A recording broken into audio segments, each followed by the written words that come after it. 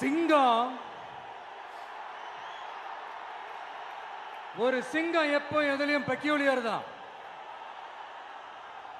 ஒரு முறை சிங்கம் கர்ஜிச்சதுன்னா அந்த சவுண்ட்ல ஒரு 8 கிலோமீட்டருக்கு சும்மா அதிரும், எல்லா திசைகளும் அதிரும். அப்படிப்பட்ட அந்த சிங்கம் வேட்டைக்கு மட்டும்தான் வெளியில வரும், வேடிக்கை பார்க்கறதுக்கெல்லாம் வெளியில வராது. வேட்டையில கூட உயிரோடு இருக்கிற மிருகங்களை தான் வேட்டையாடும். அதுலயும் பெரும்பாலும் தன்னை விட பெரிய சைஸ் உள்ள மிருகங்களை தான் குறி வச்சு தாக்கும், ஜெயிக்கும். எவ்வளவு பசியில் இருந்தாலும் உயிர் இல்லாததை, கெட்டு போனதை தொட்டு கூட பார்க்காது. அப்படிப்பட்ட அந்த சிங்கம் அவ்வளவு ஈஸியா எதையும் தொடாது, தொட்டா விடாது. காட்டோட 4 பக்கமும் மார்க்கிங் மை டெரிட்டரின்னு தன்னுடைய பவுண்டரியை தானே வகுக்கும். அப்படிதான் அந்த காட்டையே தன்னோட கண்ட்ரோல்ல வச்சிருக்கும்.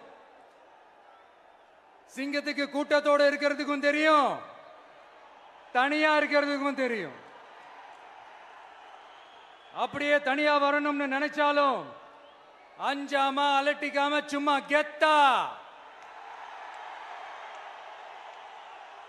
தனியா வந்து அத்தனை பேருக்கும் தண்ணி காட்டும். எப்போ எதுலயும் தன்னோட தனித்தன்மையை இழக்கவே இழக்காது. Yes, a lion is always a lion.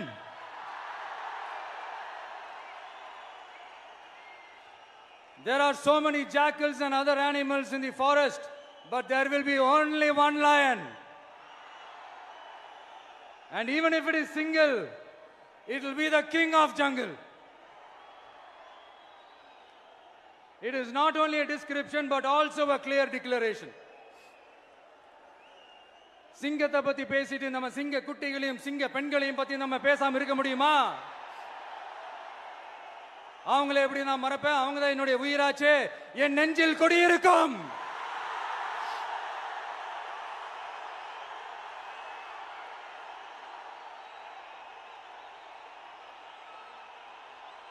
என்னுடைய தோழர்களுக்கும் தோழிகளுக்கும்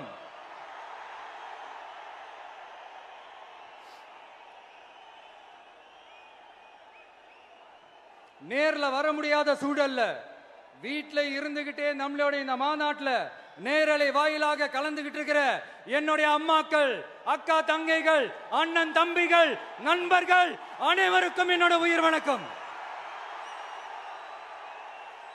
என்னோட உயிர் வணக்கம், என்னோட உயிர் வணக்கம்.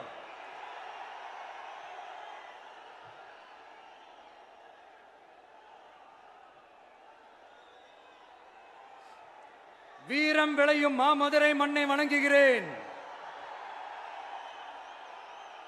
இந்த மதுரைனாலே உடனே ஞாபகத்துக்கு வரது சீறி பாஞ்சி துள்ளி குதிக்கிற யாருக்கும் அடங்காத காளைகள் விளையாடுற அலங்காநல்லூர் ஜல்லிக்கட்டு தான். நம்ம வைகை ஆறுதான் அழகர் ஆத்துல இறங்குற வைபவம். மதுரை மீனாட்சி அம்மன் இந்த மண்ணோட உண்மையான குணம், உணர்வு பூர்வமான மண் இது. அது மட்டும் இல்ல, இந்த மண்ணில் வாழ்ற மக்களும் அப்படித்தான் உணர்வு பூர்வமான ஆளுங்க. நான் இந்த மண்ணில் கால் எடுத்து வச்ச உடனே ஒரே ஒருத்தரை பத்தி தான் மனசுக்குள்ள ஓடிக்கிட்டே இருந்தது. அவர் யாருன்னு உங்களுக்கும் தெரிஞ்சிருக்கும். சினிமானாலும் சரி, அரசியல்னாலும் சரி, நமக்கு ரொம்ப ரொம்ப பிடிச்சது புரட்சி தலைவர் எம்ஜிஆர் அவர்கள் தான். அவரோட பழகிறதுக்கு எனக்கு வாய்ப்பு கிடைக்கல. ஆனா அவரை மாதிரியே குணம் கொண்ட என்னுடைய அண்ணன் புரட்சி கலைஞர் கேப்டன் விஜயகாந்த் அவர்களோட பழகிறதுக்கு எனக்கு நிறையவே வாய்ப்பு கிடைச்சது. அவரும் இந்த மதுரை மண்ணை சேர்ந்தவர் தானே, அவரை மறக்க முடியுமா? தமிழ்நாட்டு மக்கள் உணர்வுபூர்வமா உண்மையா நம்ம பக்கத்திலே நிக்கிறவங்க, அதுக்கு ஒரு மிகப்பெரிய அடையாளம் தான் இந்த மதுரை மண். நம்ம தமிழக வெற்றி கழகம் கையில் எடுத்திருக்கிற அரசியலும் அப்படித்தான். உண்மையான அரசியல், உணர்வு பூர்வமான அரசியல், நல்ல அரசியல், நல்லவங்களுக்கான அரசியல், நாட்டு மக்களுக்கான அரசியல், நல்லது மட்டுமே செய்கிற அரசியல்.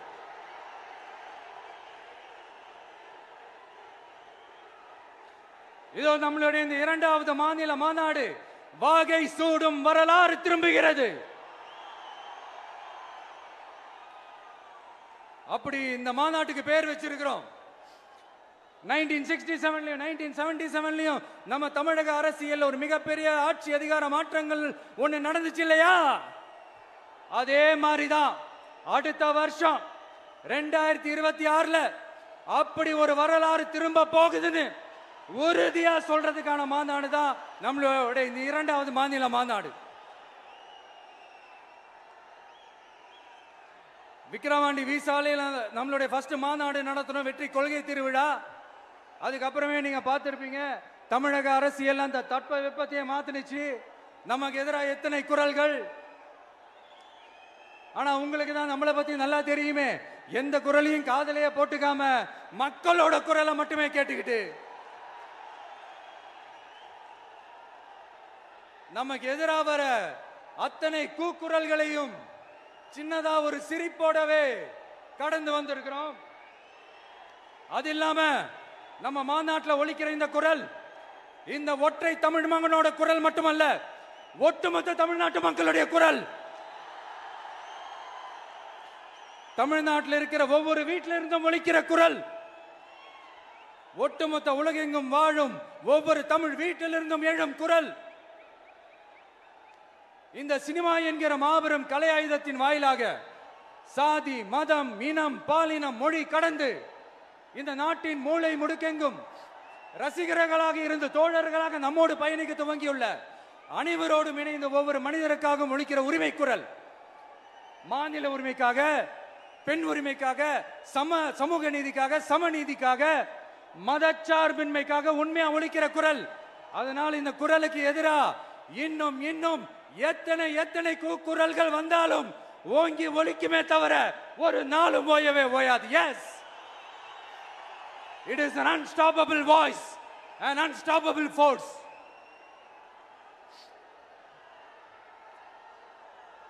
நம்ம அரசியலுக்கு வர்றதுக்கு முன்னாடி அட இவரெல்லாம் வரமாட்டாரியா, அவரே வரல, இவரே வரல, இவருங்க வர போறாரு அப்படின்ட்டு நிறைய பேர் ஜோஷியம் சொன்னாங்க. அப்புறம் நம்ம கட்சியினுடைய பேர் அறிவிச்சதுக்கு அப்புறம் பேரு தானே அறிவிச்சிருக்கிறாரு, மக்கள் கிட்ட பேர் வாங்கணும்ல, அதெல்லாம் முடியாதுன்னாங்க. அப்புறம் ரொம்ப முக்கியமா மாநாடுலாம் எவ்வளவு பெரிய விஷயம், அதெல்லாம் இவர் ஒத்தால எப்படி பண்ண முடியும், சும்மா பக்கத்தில் புசியானதை வச்சுக்கிட்டு மாநாடுல எப்படி நடத்தி காட்ட முடியும், அதெல்லாம் அவங்களால முடியாது. அப்புறம் மழை பெஞ்சு எல்லாத்தையும் கெடுத்துரும். ஏன் என் கூட இருக்கிறவங்களே கூட தான் சொன்னாங்க. அதுக்கப்புறம் என்ன நடந்துச்சுன்னு உங்க எல்லாருக்குமே தெரியும்.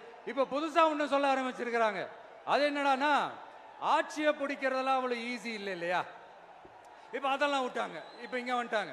இவர் நேரா ஷூட்டிங்ல இருந்து வருவாராம், வந்து ஆட்சியை பிடிப்பாராம். அது எப்படி இவராலே முடியும், அவராலே முடியல, இவராலே முடியல, அவருக்கு அத்தனை வருஷம் ஆச்சு, இவராலே எப்படி முடியும்ட்டு ஒரு பக்கம்.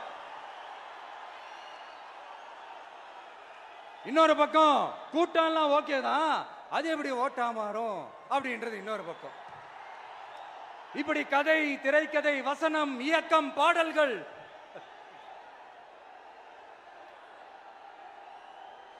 அதனால இந்த அரசியல் ஆய்வாளர்களுக்கு நான் சொல்றதெல்லாம் ஒன்னேதான், நல்லா கேட்டுக்கங்க. இந்த விஜய் ஏதோ இந்த பல லட்சம் பேர் கூடுற கூட்டத்தில் மட்டுமே இருக்கிறாரு அப்படின்னு மட்டும் தப்பு கணக்கு போட்டாதீங்க. ஏன்னா நம்மளுடைய இந்த கூட்டம் வெறும் ஓட்டா மட்டும் இல்லைங்க, வரப்போற தேர்தலில் மக்கள் விரோத ஆட்சியாளர்களுக்கு நாம வைக்க போற வேட்டா, நம்மளை கோட்டைக்கு அனுப்ப போற ரூட்டா இருக்க போதுன்னு சீக்கிரமாவே தெரிஞ்சுப்பீங்க. ஏன்னா கோடிக்கணக்கானவங்களோட ஹார்ட்லயும் வீட்லயும் ஏற்கனவே ஆல்ரெடி உயிரா, உணர்வா, உறவா இருக்கிறோம். நம்மளுடைய கனெக்ட் எல்லாம் வெறும் மக்களோட மட்டும்தான். நாம யாருன்னு அவங்களுக்கு தெரியும், அவங்க யாருன்னு நமக்கு தெரியும். நாமளும் நம்ம மக்களும் எப்படி இருக்கிறோம்னு எதிரிங்களுக்கு நல்லாவே தெரியும். இருந்தாலும் இந்த விஜய் எதுக்குப்பா வந்திருக்கிறாரு, இவர் என்ன புதுசா என்ன திட்டம்லாம் சொல்லிட்டாரு அப்படின்னு வேற நிறைய கேள்விகள். இந்த சொல்றேன் தெரிஞ்சுக்கங்க. பெண் குழந்தைகள், பெண்கள் மற்றும் வயசானவங்களோட பாதுகாப்புல தான் நம்ம பிரையாரிட்டியே. அடுத்து இளைஞர்கள், உழவர்கள், உழைப்பாளர்கள், நெசவாளர்கள், மீனவர்கள், ஆதரவற்ற முதியோர்கள், மாற்றுத்திறனாளிகள், மூன்றாம் பால் இனத்தவர்கள்னு இன்னும் யாருக்கெல்லாம் கவர்மெண்டோட ஒரு ஸ்பெஷல் அட்டென்ஷன் தேவையோ அவங்க எல்லாருக்குமான ஒரு கவர்மெண்ட் அமைக்கிறது தான் நம்ம இலக்கே. நான் ஏற்கனவே சொன்னது தான் இங்க நான் திரும்பவும் சொல்றேன். நம்மளுடைய இந்த தமிழக வெற்றி கழகம் ஏதோ அரசியல் ஆதாயத்துக்காக தொடங்கப்பட்ட கட்சியெல்லாம் கிடையாதுங்க. கொள்கை கோட்பாடுகளோடு தந்தை பெரியார், பெருந்தலைவர் காமராஜர், அண்ணல் அம்பேத்கர், வீரமங்க வேலு நாச்சியார், மக்கள் சேவகர் அஞ்சலை அம்மாள், நம்மளுடைய 5 கொள்கை தலைவர்களோட வழிகாட்டுதல்களோடு தொடங்கப்பட்ட கட்சி. நம்ம ஸ்டாண்ட்ல நாம எப்பவுமே ஸ்ட்ராங்கா தாங்க இருக்கிறோம். அதுல எந்த மாற்றத்துக்கோ எந்த சமரசத்துக்கோ துளி கூட இடமில்லை. நம்மளுடைய ஒரே கொள்கை எதிரி பாஜக தான். நம்மளுடைய ஒரே அரசியல் எதிரி திமுக தான். எப்படி? நம்மளுடைய ஒரே கொள்கை எதிரி, நம்மளுடைய ஒரே அரசியல் எதிரி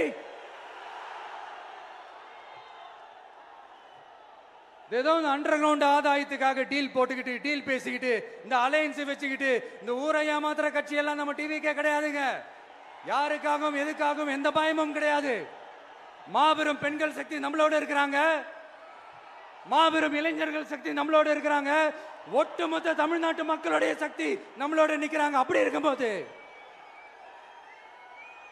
இந்தியாவில் இருக்கிற எல்லா ஸ்டேட்லயும் வாழ்ற நம்ம தமிழ் நெஞ்சங்கள் மட்டும் இல்ல, உலகம் பூரா 100க்கும் மேலான நாடுகள்ல வாழ்ற நம்ம தாய் தமிழ் உறவுகள் எல்லாருமே என்ன விஜய் தளபதி விஜய் இல்லனா விஜய் தளபதி இப்படி சொந்தம் கொண்டாடுற கோடிக்கணக்கானவங்களோட அன்பு மாசியும் நம்மளோட இருக்கும்போது, இவங்க எல்லாருமே நம்மளோட நிற்கும் போது எதுக்குங்க இந்த பாசிச பாஜகவோட நேரடி கூட்டணியோ இல்ல மறைமுக கூட்டணியோ உறவு வச்சுக்க? நாம என்ன உலகமாக ஊழல் கட்சி? என்ன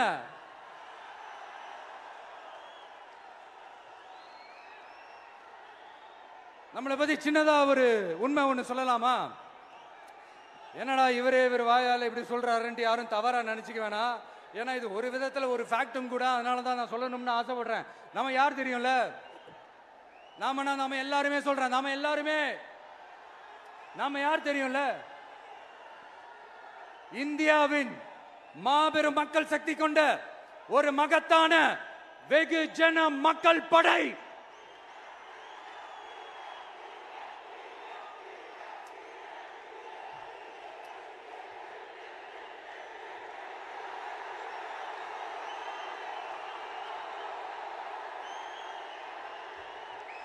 அதனால நம்ம தலைமையில நாம் அமைக்க போற இந்த உண்மையான மக்களாட்சிக்கான அச்சாரமாக மாபெரும் மக்கள் சக்தியை அணி அணியாக நம்மளோட திரண்டு நிக்கிறப்போ இந்த அடிமை கூட்டணியில சேர வேண்டிய அவசியம் நமக்கு இருக்குங்க. நம்மளுடைய இந்த கூட்டணி சுயம் இழந்த கூட்டணியால இருக்காது, சுய மரியாதை கூட்டணியா தான் இருக்கும். இந்த ஒரு பக்கம் RSS கிட்ட அடிபணிஞ்சுக்கிட்டு, இன்னொரு பக்கம் மதச்சார்பற்ற கூட்டணின்னு இந்த மக்களை ஏமாத்துற கூட்டணியால நம்ம கூட்டணி இருக்காது.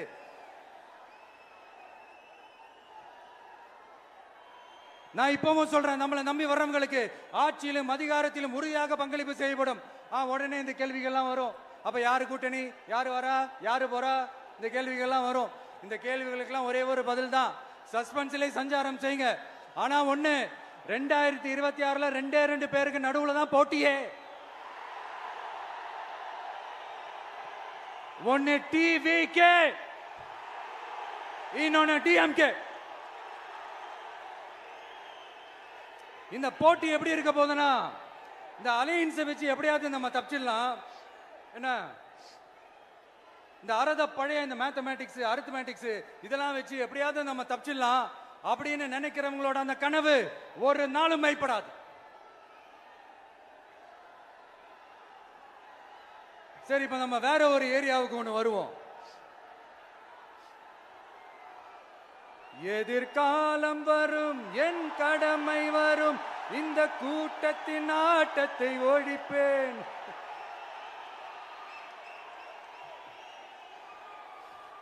மக்கள் அரசியல் என்ற அந்த சவுக்க கையில் எடுக்கலாமா? யாருக்கு எதிரான தானே கேட்கிறீங்க? வேற யாரு? மறைமுக உறவுக்காரர்களான பாசிச பாஜகவும் பாய்சன் திமுகவும் தான். மாண்புமிகு பிரதமர் நரேந்திர மோடிஜி அவர்களே, 3வது முறையா ஒன்றியத்தோட ஆட்சி அதிகாரத்தை நீங்க தானே கையில் வச்சிருக்கிறீங்க. இல்ல நாங்க தெரியாம தான் கேட்கிறோம். நீங்க ஆட்சிக்கு வந்தது ஒட்டுமொத்த மக்களுக்கும் நல்லது செய்யவா, இல்ல நம்மளுடைய இந்த இஸ்லாமிய நண்பர்களுக்கும் இஸ்லாமிய தோழர்களுக்கும் எதிராக சதி செய்யவா? மக்களுக்கு உங்ககிட்ட கேட்கறதுக்குன்னு ஏராளமான கேள்விகள் இருக்குது. அதனால அவங்க சார்பா அவங்கள ஒருத்தனா அவங்களோட ஒரு உண்மையான ஒரு பிரதிநிதியா உங்ககிட்ட சில கேள்விகள் கேட்கணும். மிஸ்டர் பிரைம் மினிஸ்டர் அவர்களே, நம்ம தமிழ்நாட்டு மீனவர்கள் கிட்டத்தட்ட ஒரு 800 பேருக்கு மேல இலங்கை கடற்படையால தாக்கி அழிக்கப்பட்டிருக்கிறாங்க.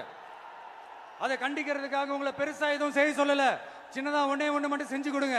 இனிமேலாச்சும் எங்களுடைய மீனவர்கள் பாதுகாப்பா இருக்கிறதுக்காக இந்த கச்சத்தீவை இலங்கை கிட்ட இருந்து மீட்டு கொடுத்துருங்க, அது போதும்.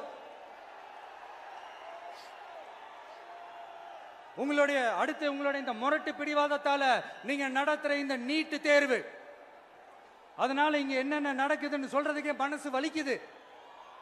அதனால அந்த நீட்டு தேர்வு தேவையில்லைன்னு அறிவிச்சிருங்க, அது போதும். செய்வீர்களா திரு நரேந்திரபாய் தாமோதர் மோடிஜி அவர்களே? எங்களுக்கு என்னென்ன தேவையோ என்னென்ன நல்லதோ அதெல்லாம் செய்ய மாட்டேங்கிறீங்க. ஆனா ஆட்சி அதிகாரத்தை மட்டும் கையில வச்சுக்கிட்டு மக்களை ஏமாத்த நேரடியாக ஒரு பாசிச பாஜக அடிமை கூட்டணி ஒண்ணு. அடுத்து உங்களோட இந்த மைனாரிட்டி ஆட்சியை ஓட்டுறதுக்காக மறைமுகமாக